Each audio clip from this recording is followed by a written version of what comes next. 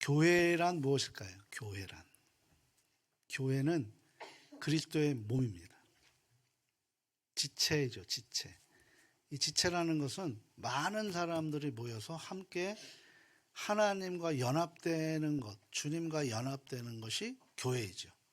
그래서 교회를 가장 무너뜨리고자 하는 사람들의 누구냐면 사단이 교회를 분열시키는 분쟁의 영들이 많아요.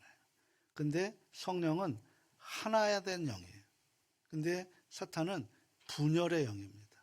우리가 이 부분을 명확하게 알면 이 지체 각자의 지체들이 어떻게 하나로 이루어가야 되는지를 우리가 바로 알고 그걸 위해서 신앙은 지키는 것이고 교회는 지키는 것이고 교회를 사모하십시오. 교회를 사랑하십시오. 교회의 사랑을 받기보다는 교회를 사랑하십시오. 교회 공동체를 사랑하십시오. 그래서 내 생각이 아니라 하나 된 생각으로 만들어가는 화합된 공동체가 바로 교회라고 할 수 있습니다. 그래서 오늘 제목처럼 이렇게 말씀을 드리고 싶어요. 모두 다 똑같이 귀합니다. 입니다. 이 말씀 속에 얼마나 큰 위로와 은혜가 담겨 있는지 우리가 함께 나누려고 합니다. 새해가 시작됐죠. 그런데 여전히 우리 주변과 우리의 삶은 힘든 일이 많이 있습니다. 경제는 점점 더 어려워진다고 합니다. 건강은 계속 회복되는 것보다 염려되는 일들이 속속이 드러나고 있죠. 가정에는 우리의 삶의 자리에는 걱정거리가 끊어지지 않습니다. 그래서인지 어떻게 보면은 한 해가 지나고 새해에 우리가 비전을 갖고 힘을 내보자라고 하지만 힘이 없는 것 같아요. 그러다 보니까 어떤 일이 벌어지냐면 늘상 비교하게 됩니다. 왜 나는 이 모양이지? 그 대상을 찾게 되는 거죠. 그래서 때로는 열등감에 빠지기도 하고 때로는 우월감에 자기 스스로가 또 교만해지기도 합니다. 그런데요, 가족 여러분, 오늘 이 사도 바울이 고린도 교회의 이 편지를 우리가 이 내용을 읽으면서 아주 중요한 진리를 발견하게 되는데요. 그게 뭐냐면 우리 모두는 그리스도의 몸이라는 거예요. 우리는 머리가 아닙니다. 몸입니다. 그리고 그 몸은 다 똑같다라는 거예요. 다 똑같이 귀하다라는 거죠. 이곳에 귀하지 않은 분이 단 한 분도 안 계시다라는 거예요. 하나님 안에서는 다 똑같이 귀해요. 이것이 하나님의 선포입니다. 내가 많은 일을 하고 내가 어디에 많이 보여지고 영향력이 있는 것이 중요한 게 아니라 하나님 보시기에는 다 똑같이 귀하다라는 거죠. 우리가 함께 이 놀라운 은혜를 우리가 더 사모하고 교회를 더 사모하고 그리고 예수님을 더 사모할 때 우리 안에 더 많은 것을 하나님의 주신 것을 표현하고 싶어서 우리가 최선을 다하는 것뿐이지 우리를 뽐내려고 내 것을 주장하려고 그것이 중요한 것이 아니라 교회를 사랑하고 성도를 사랑하고 주님을 사랑하면 아름답게 커가는 거죠. 우리 다음 세대를 살아가면 우리가 조금 부족하더라도 다음 세대에게 더 투자할 수 있도록 우리가 몸부림치는 것입니다. 이것이 사랑입니다.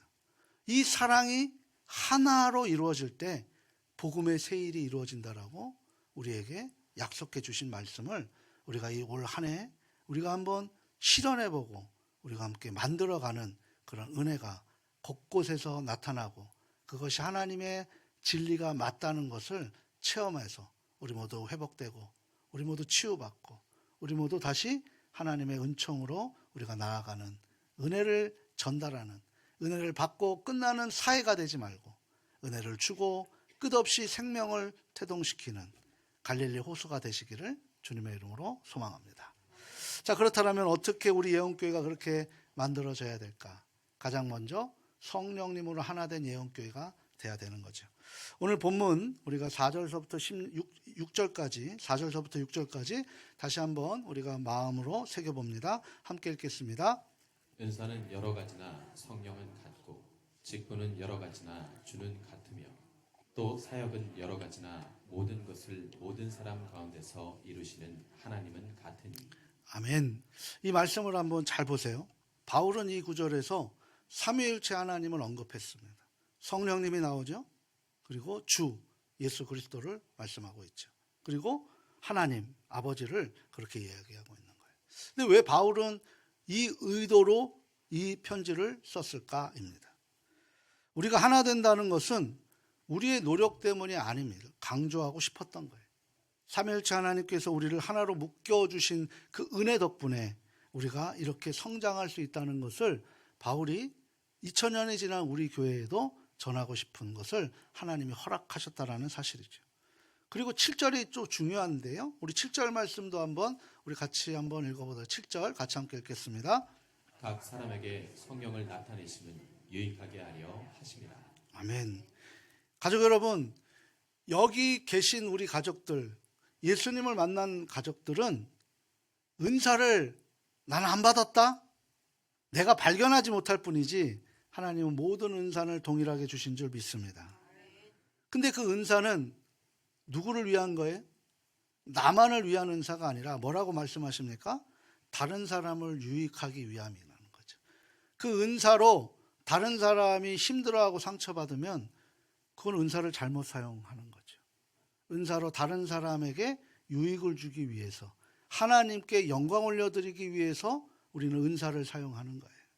그리고 더 나아가 건강한 교회를 세우기 위해서 하나님의 그 은사를 우리가 발견하는 거예요. 나는 왜 은사가 없지? 내가 발견하지 못하는 거예요. 은사는 발견하는 것입니다. 찾아가는 거예요. 그러기 위해서는 어떻게 해야 됩니까?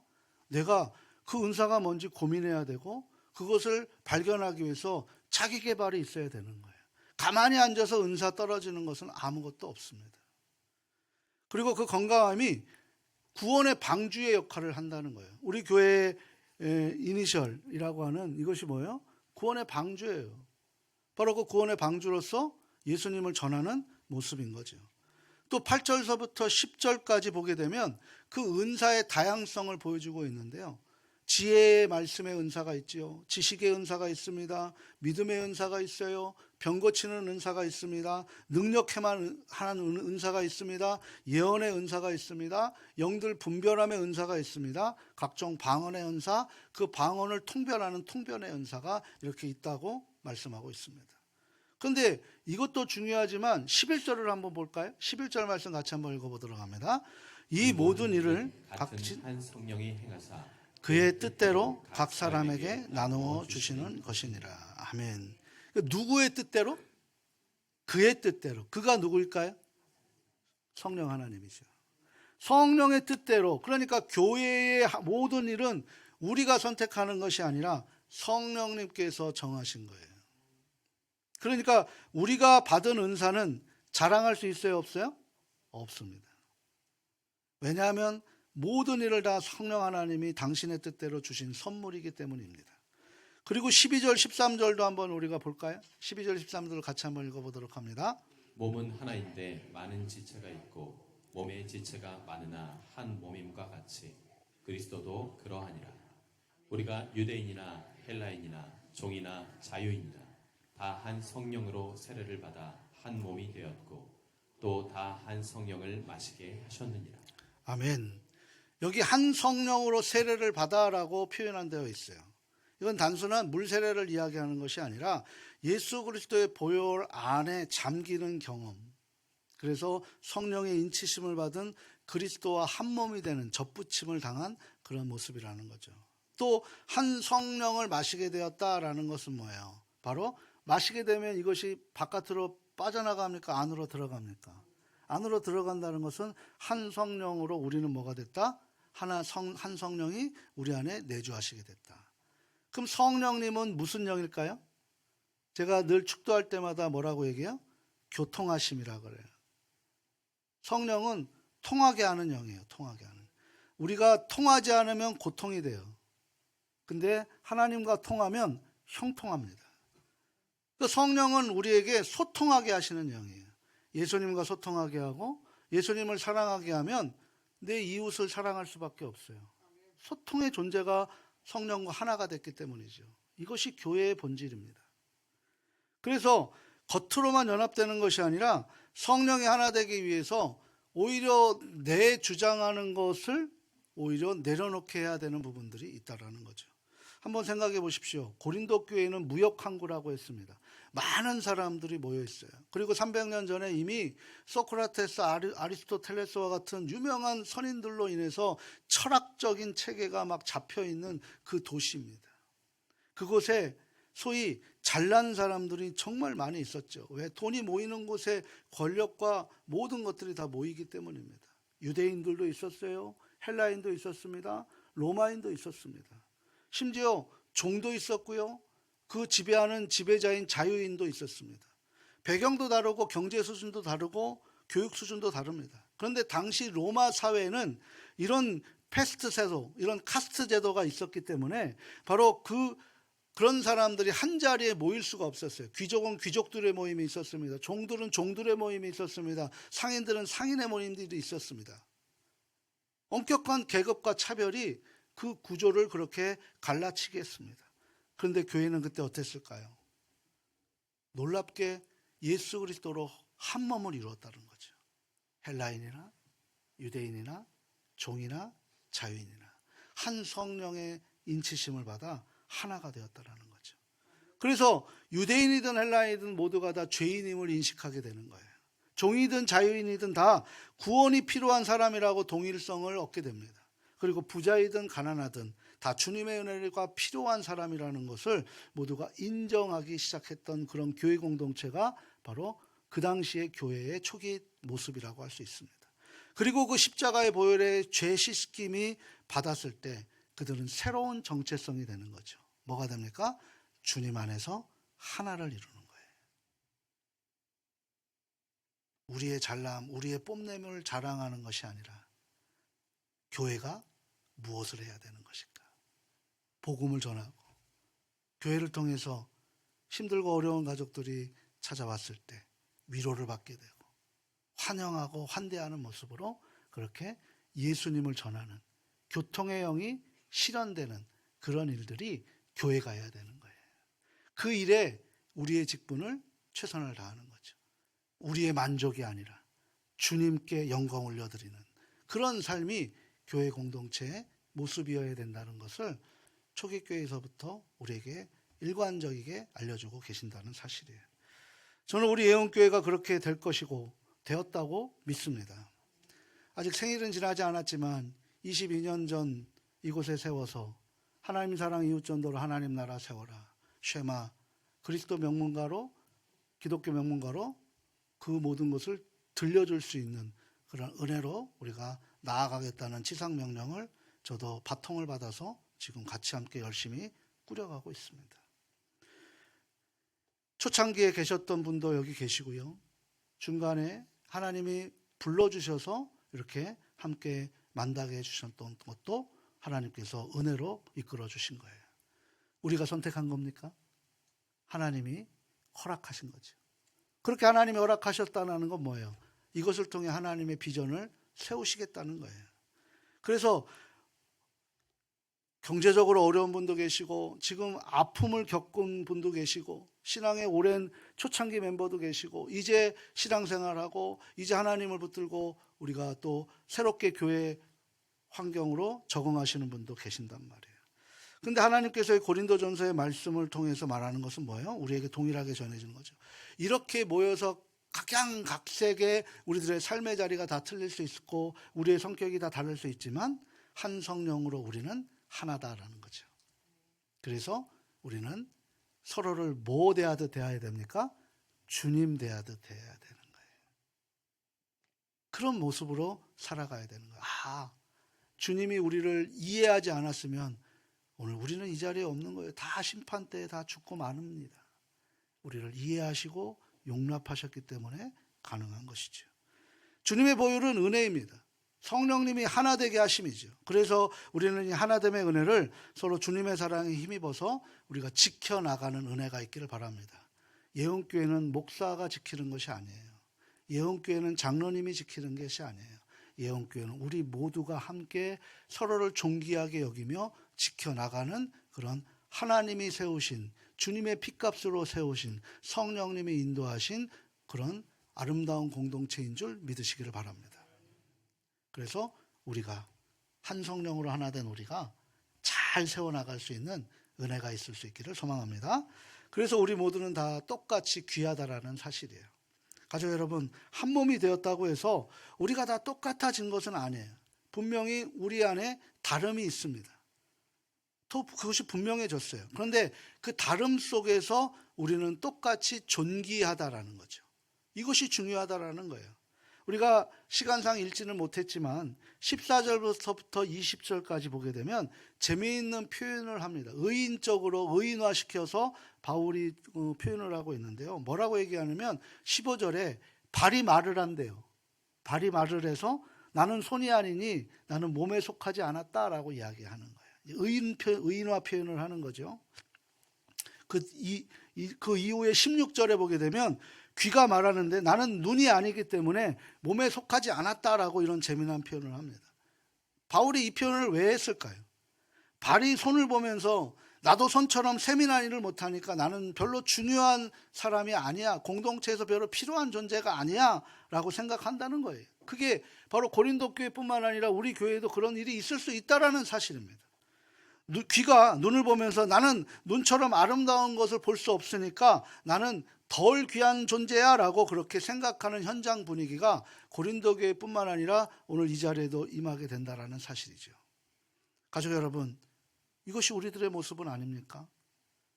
그래서 바울은 묻습니다. 17절의 말씀이죠. 17절 말씀 같이 한번 읽어보도록 합니다. 만일 온 몸이 눈이면 듣는 곳은 어디며 온 몸이 듣는 곳이면 냄새 맡는 곳은 어디냐. 아멘. 이어지는 18절 말씀 굉장히 중요한 말씀인데요. 한번 읽어보도록 합니다. 그러나 이제 하나님이 그 원하시는 대로 지체를 각각 몸에 두셨으니. 여기에서 하나님이 원하시는 대로에 우리가 한번 주목해 볼 필요가 있죠. 우리가 눈인지 우리가 귀인지 손인지 발인지 누가 정하는 거예요? 하나님이 정하는 거예요. 내가 눈 되고 싶어 해서 눈이 되는 게 아니라고요. 한번 생각해 보십시오. 제가 1부 때 이야기했는데 제가 너무 옛날 사람인 것 같아요. 우리 태어날 때 내 이목구비 이렇게 만들어 주십시오 하고 태어나신 분 계세요? 나번이 이거잖아요. 나번이 이거예요, 나번이. 제 딸도 제 딸이 저닮게 만들고 싶었겠습니까? 나번이 그래요. 내 딸도 송혜교, 그러면 또 옛날 사람이라 제가 1부 때 정우성 얘기했더니만 학생이 웃는데 박보검 같이 만들고 싶지 않겠습니까? 나보니 그래요, 나보니까. 누가 정하신 거예요? 하나님이 정하신 거예요. 근데 중요한 거는 그렇게 나와보면 그건 실패자입니까? 루저입니까? 하나님이 사랑하셔서 하나님이 피값으로 우리를 사신 그 은혜가 있다는 거예요. 귀하다는 거죠. 그러니까 나는 손이 아니고 발이니까, 냄새나는 발이니까 불평할 필요가 있어요, 없어요? 없는 거예요. 그 불평을 하면 뭡니까? 하나님의 마음을 모르는 거죠. 그리고 내가 제일 중요하다라고 말할 필요가 있어요, 없어요? 그 또한 교만의 한 모습이라고 할 수 있다는 거예요. 하나님께서 우리 교회에도 각자에게 맞도록 계획하셨어요. 그리고 우리에게 각자 가장 필요한 것이 무엇입니까? 아름답게 서로 존중하면서 서로 인정하며 대하는 자세. 내가 말 한마디에 다른 사람이 상처받고 있지는 않은가? 나의 행동 한 가지에 다른 사람이 힘들어하고 있지는 않은가? 이런 하모니가 있어야죠. 우리만 하면 돼. 이게 바로 이기적인 우리들의 마음이라는 거죠.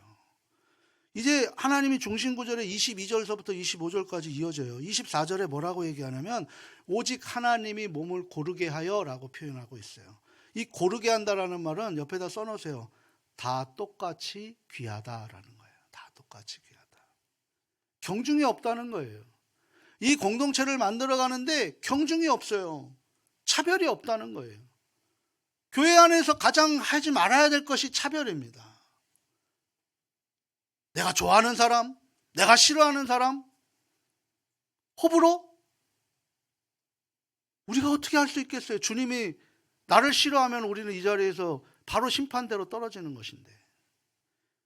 그리고 충청도식으로 얘기할게요. 우아래가 없어요, 우아래가. 충청도식은 우아래라 그러더라고. 위아래가 없는 거예요, 위아래가. 하나님 보시기에 눈이나 손이나 귀나 발이나 다 똑같이 귀하다라는 거예요. 어떤 지체도 다른 지체보다 더 중요하지 않습니다. 어떤 모임도 어떤 기관도 다른 것보다 더 중요하지 않아요. 모두가 다 중요하다라는 거예요. 그것이 예언교회의 모든 섬김이 다 똑같이 귀함으로 우리 스스로가 인정하며 이 한 해를 시작해야 사랑으로 하나 될 수가 있겠죠. 그렇지 않으면 사랑으로 하나 될 수 없습니다. 어떤 분은 담임 목사의 목회를 잘할 수 있도록 묵묵히 뒤에서 기도하시는 동역자들이 계세요. 너무나 감사해요. 어떤 분들은 찬양으로 예배를 돕고요. 어떤 분들은 건강한 먹거리를 위해서 주방에서 식사하세요. 또 어떤 분들은 아름다운 교회를 위해서 보이지 않는 곳에서 청소하시고요. 또 어떤 분들은 잘 또 교회를 가꿔 나갑니다. 어떤 분들은 또 기존 가족들을 살피고 또 새 가족들을 환대합니다. 따뜻하게 맞이하는 거죠. 어떤 분들은 비가 오나 눈이 오나 가족들이 시간 맞춰 올 수 있도록 차량 봉사하고요. 주차 섬김을 합니다. 어떤 분들은 다음 세대를 위해서 정말 자기 시간 다 내어가면서까지 그렇게 다음 세대를 살리는 일을 합니다. 누가 더 중요할까요? 우리 없으면 안 돼? 돼요. 이 목사 없어도 돼요. 근데 교회가 요즘에 자꾸 목사를 쳐내려 그래요. 쳐내려 가려고. 목사 없어도 교회를 만들 수 있다. 해보십시오. 하나님의 질서를 어그러지면서까지 그것이 가능한지. 안 되는 거예요. 목사의 권위가 요즘에 많이 땅에 떨어졌다고 하지만 그 권위는 목사가 세우는 게 아니라 성도들이 세워주는 거예요. 그거를 인정하고 같이 방향성으로 맞춰가는 것이 중요한 것이지, 목사인 나는 더 겸손하게 내가 갖고 있는 권위는 다 내려보낼 수 있도록 그렇게 하는 거고, 그 권위를 장로님들이, 권사님들이, 가족들이 세워주는 것이 아름다운 하모니가 된다라는 사실입니다. 누가 더 중요할까요? 그 누구도 다 중요하지 않은 사람이 없다는 거예요. 다 귀하다는 거죠. 목사만, 장로님만, 권사님만, 기관장님들만, 목장 리더만, 교사만 아닙니다.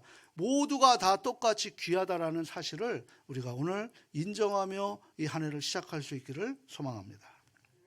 이렇게 귀한 것을 누가 전했다고요?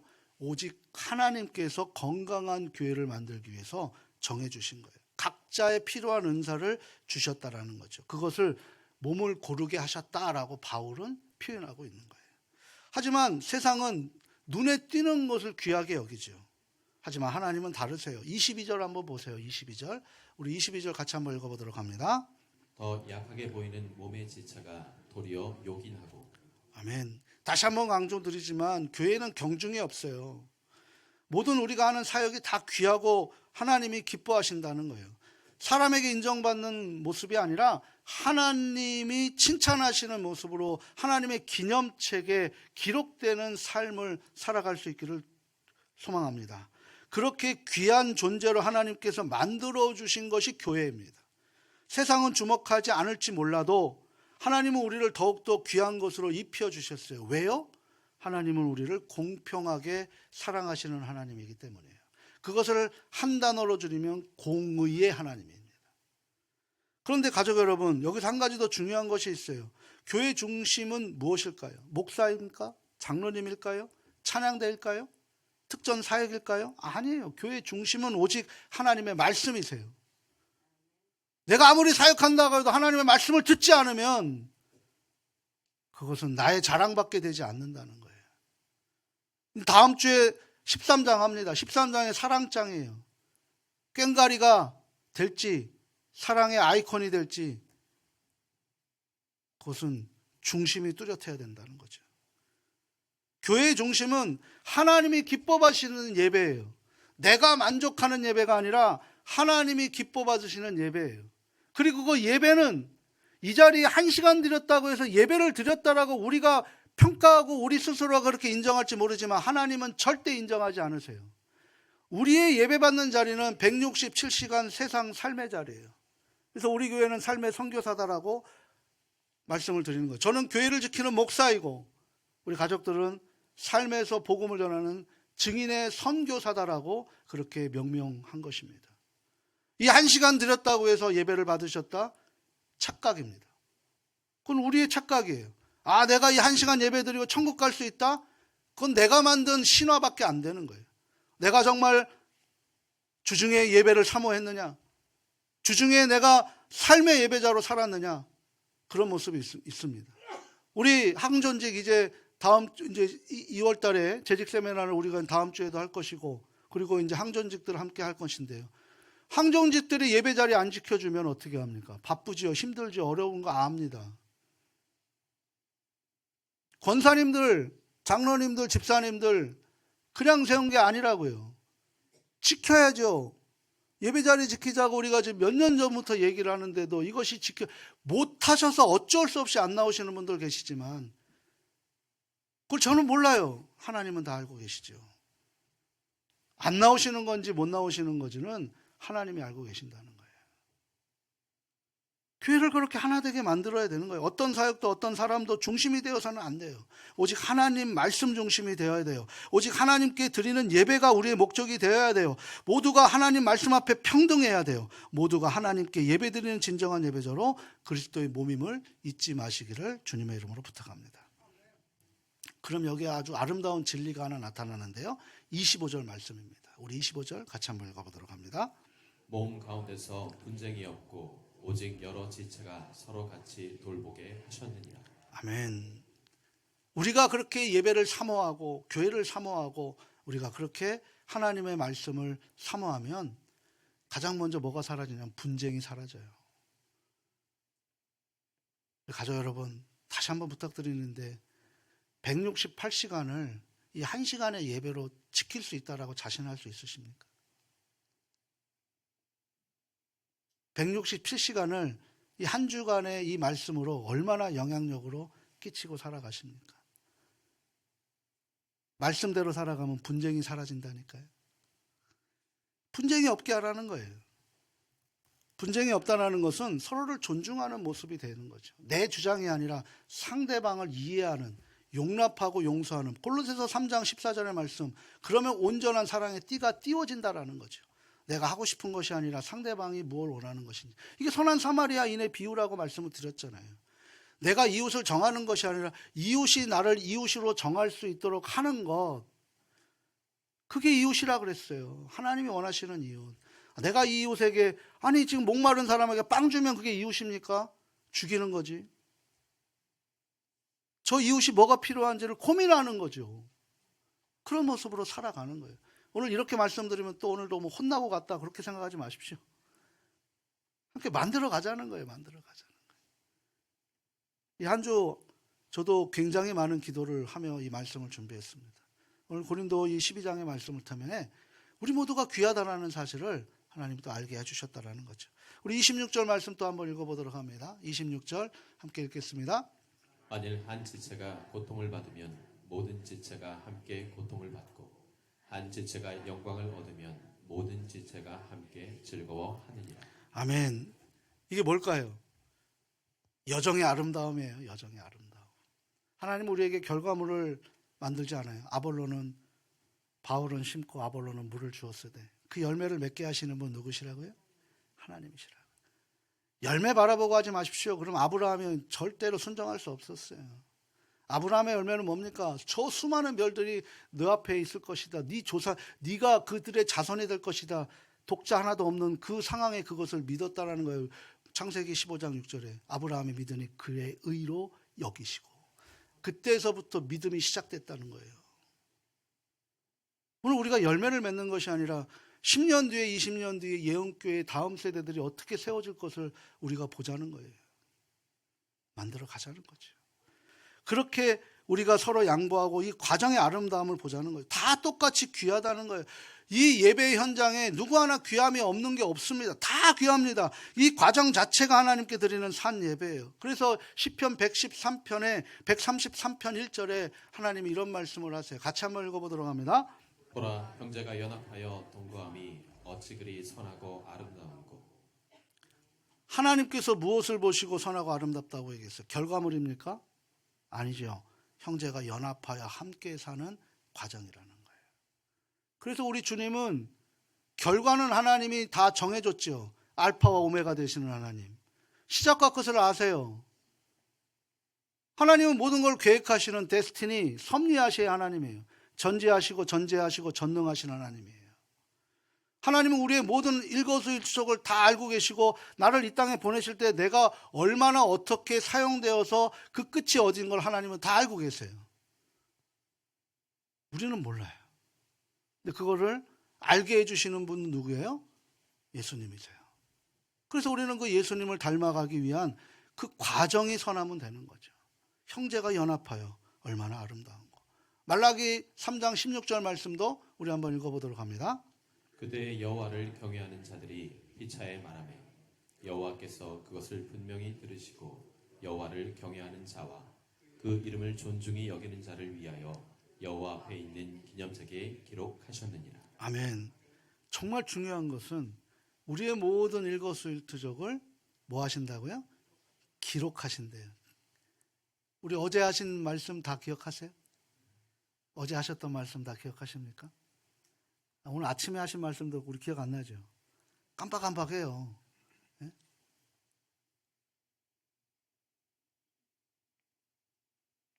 하나님은 내가 기억하지 못하는 것을 다 기억하셔서 기록해 놓고 계신대요. 왜 기록하실까? 정산하신다니까요. 정산하신다니까. 그때 네 마음 잃었지? 내가 갖고 있는 마음까지도 정산하신다는 거예요. 그때 네 마음이 이렇게 해서 이런 말을 했지? 우린 잃어버려요. 하나님은 다 기록하고 계신대요. 피차 말하매라고 하는 거죠. 우리가 주일날 교회에 와서 예배 드리는 것만이 예배가 아니에요.